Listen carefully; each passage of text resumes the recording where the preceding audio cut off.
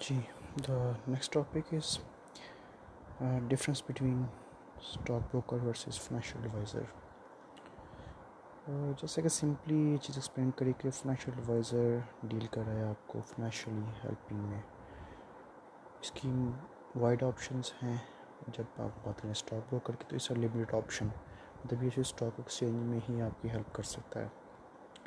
तो stock broker आपको क्या सर्विस प्रोवाइड करता है और फाइनेंशियल एडवाइज़र आपको क्या सर्विस प्रोवाइड करता है, इसके बारे में इस डिफरेंस है।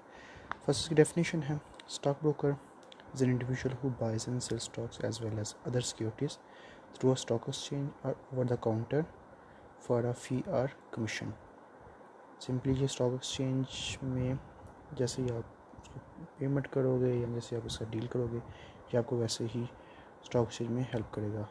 बिकॉज इस स्टॉक ब्रोकर जो एक एजेंसी के अंदर आता है, इसके बगैर आप शेयर बाय नहीं कर सकते। उसके बाद है फाइनेंशियल एडवाइज़र। इसकी definition is a person who provide financial advice और guidelines to customer for compensation and many different services. अब सर्विसेज किस टाइप की, मतलब इनकम टैक्स में, इन्वेस्टमेंट मैनेजमेंट में, ईस्ट एरिया रिक्वायरमेंट प्लानिंग या आपकी टाइम वैल्यू में, या आपकी हेल्प कर सकते हो, इस टाइप की सर्विस भी ये प्रोवाइड करते हैं। तो ये बेसिक डेफिनेशन है। अब इनका बेसिक्स जो डिफरेंस होता है वो रूल का है। जो स्टॉक ब्रोकर है वो ये देखता है कि मतलब उसमें कैपेसिटी हो, और उसका रोल भी है कि वो एक्सेस कर सके, उसका क्लाइंट है वो कितना रिस्क टेकर है, उसमें टॉलरेंस कितना है रिस्क बियर करने का, और उसके अकॉर्डिंग उसको ऑफ़र करे कि कौन सी फाइनेंशियल इन्वेस्टमेंट आपके लिए सूटेबल है। कुछ लोग according to nature low risk taker होते हैं, कुछ मीडियम, कुछ हाई रिस्क टेकर, तो इसके अकॉर्डिंग वो स्टॉक ब्रोकर उनको ऑप्शन दे सकता है।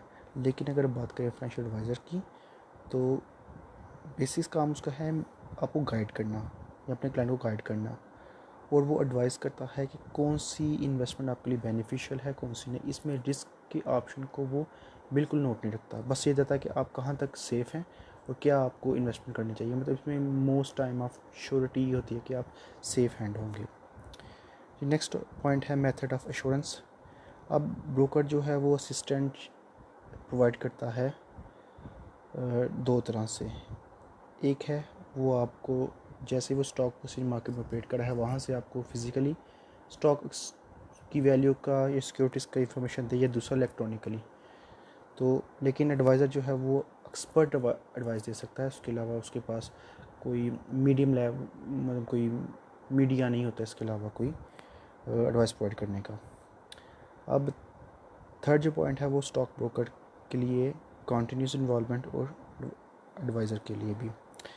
अब जो कंटिन्यूस इन्वॉल्वमेंट है वो स्टॉक ब्रोकर की बहुत हाई होती है, बिकॉज वो डेली बेसिस पे टाइम टाइम सिक्योरिटीज़ को वॉच आउट करता है कि कौन सी सिक्योरिटीज़ किस लेवल पे है, उसके अकॉर्डिंग उसने अपने क्लाइंट को इन्फॉर्म करना होता है। लेकिन एडवाइज़र की जो इन्वॉल्वमेंट है वो जो डेली बेसिस पे इंफॉर्मेशन उसको प्रोवाइड होती है, उसी पे ही वो नेगोशिएट करता है क्लाइंट के साथ। तो उसकी परफॉर्मेंस लेवल हाई है स्टॉक ब्रोकर के अकॉर्डिंग, और जो फाइनेंशियल एडवाइज़र है वो उसकी परफॉर्मेंस लो है।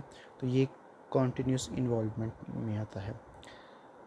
अब मैं थोड़ी सी पॉइंट टू मिस्टेक कर गया रीडिंग में, ये असिस्टेंस है ना कि एश्योरेंस। सो